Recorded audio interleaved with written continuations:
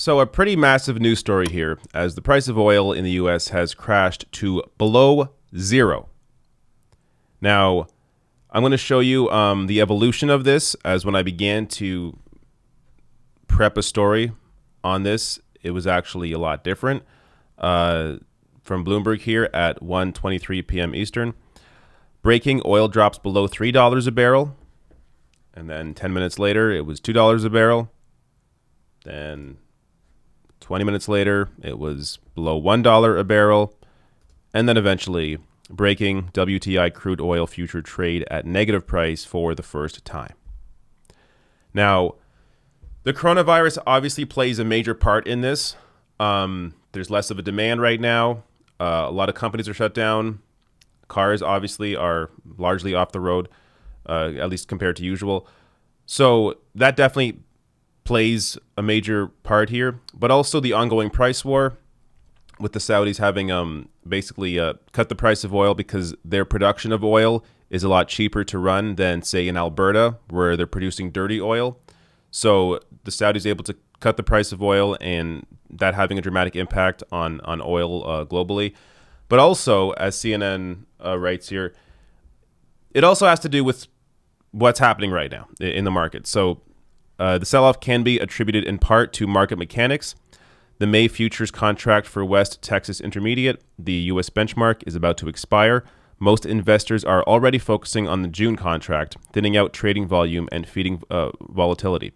UBS analyst Giovanni Stuovo Stonovo said. All right. So there are a number of factors, of course, going into the price of oil right now and why it has dropped to where it is. I do want to share some of the reaction. This is a little earlier, but gets to the heart of the matter here. Bill McKibben, climate activist, tweets out saying, just to be clear, right now the barrel you'd use to hold oil costs 30 times the oil inside the barrel. That number is going to be a little different now, considering oil is below zero. But yeah, the idea right now that, as I'm going to get more into, basically, they're going to have to pay people to take oil off their hands, assuming they're running out of storage, which they are in many cases. As Bloomberg writes here, since the start of the year, oil prices have plunged after the compounding impacts of the coronavirus and a breakdown in the original OPEC Plus agreement with no end in sight, and producers around the world continuing to pump. That's causing a fire sale among traders who don't have access to storage. So a couple of pieces I want to touch on here. The storage aspect. This is why they can't simply keep storing it, because there is a limit on their ability to store the oil. So this is why they're now in a situation where basically they're going to have to pay people to take the oil off their hands, because they can't just dump it like you see with milk, where they have to continue producing milk even though right now milk isn't selling as much as it normally would because schools are shut down.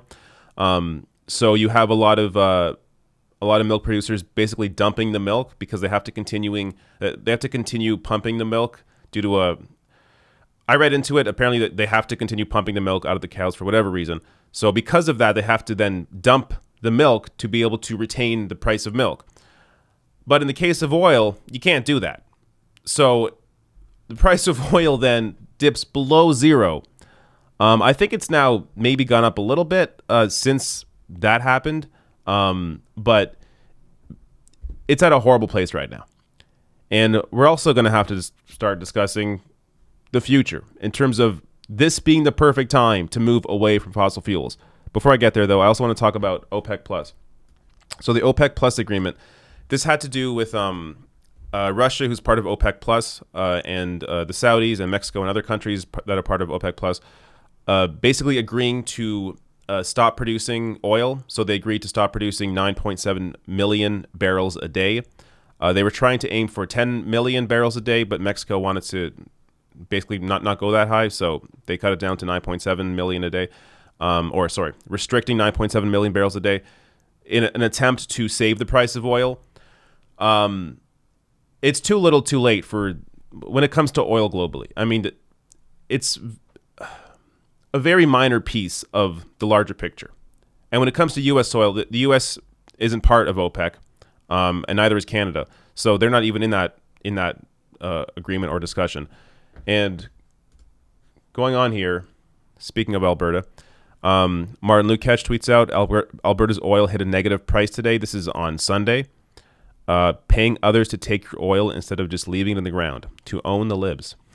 So he's making the point here that you have these conservatives largely discussing the need to continue producing more and more oil when it's not, like, the cost of it is just has completely dropped to the point where they're now having to pay other people to take the oil off their hands.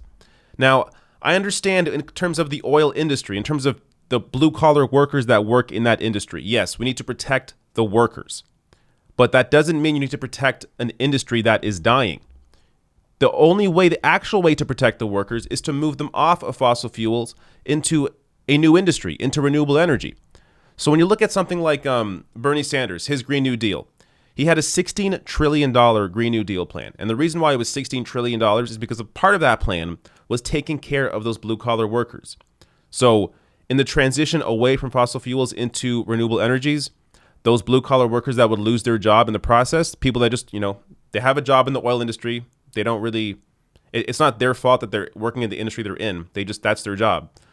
To take care of those workers, under Bernie's plan, he guaranteed them full pay for 5 years in that transition, in addition to training into a new field. Now, when we discuss training, look, I know it sucks. If you spent 20, 30 years in an industry, it's what you know, it's what you enjoy doing, and now you're being told that industry has to go, you have to do something else now, I know, it sucks. But globally, this is what we have to do. But in that transition, this is why you have to center the workers in that conversation. You have to ensure, whenever you talk about moving away from fossil fuels, that you are also discussing the workers that work in that field. Because these are parts of the country and parts of other countries that often get left out of the discussion, and they feel like they're being attacked because their industry is being discussed or is being maligned in a way that they feel personally attacked. So you have to ensure that discussion about moving away from fossil fuels centers the workers in that industry, and that you ensure that you take care of those workers with full pay and retraining, and also be able to empathize with the position that they are in, that it sucks to have to move away from the job that they're currently in. Martin Lukesch continues here. For folks in the mentions, negative oil prices will literally mean producers paying someone to take away their stuff.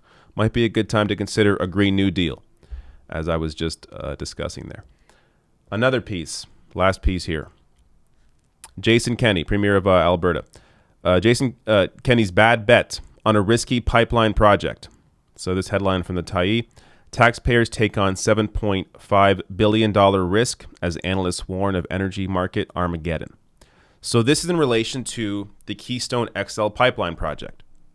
Jason Kenney pumping $7.5 billion into that just a few weeks ago in the midst of a completely dying industry.